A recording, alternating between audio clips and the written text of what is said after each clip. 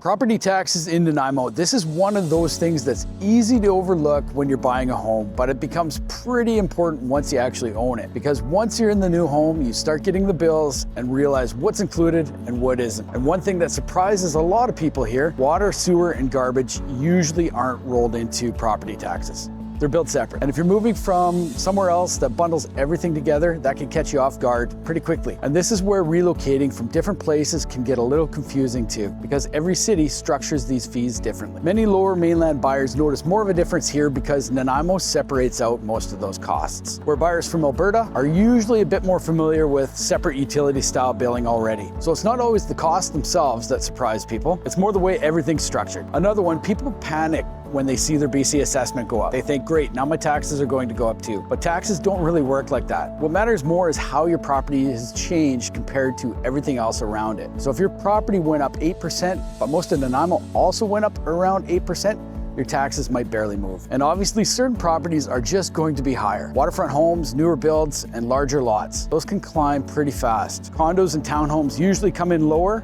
because the land value is shared. Now, most detached homes here in Nanaimo, you're generally around $4,000 to $7,000 a year in taxes, give or take, depending on the property. And really, this is why understanding different neighborhoods in Nanaimo matters too, because taxes, utility structures, home styles, and overall carrying costs can vary quite a bit, depending on where you're looking. And that's actually one of the reasons why we built the Nanaimo Neighborhood Guide.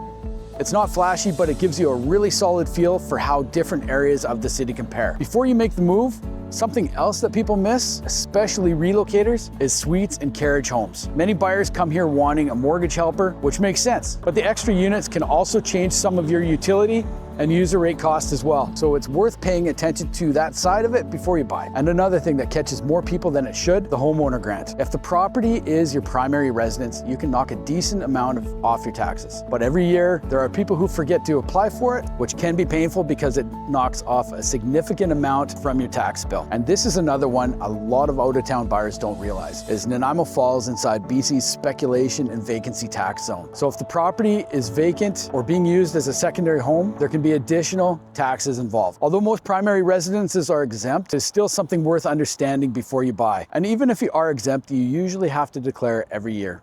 And that catches people off guard as well. But I think what people are noticing now, more than anything, is just how much ownership costs have gone up in general. Not just mortgages, taxes, insurance, as well as utilities. Everything has crept up. So when you're looking at properties, you really want to understand the full monthly picture, not just the listing price, especially if you're relocating here, because every city structures things differently, and some places roll utilities into taxes and some don't. Some areas have noticeably different carrying costs.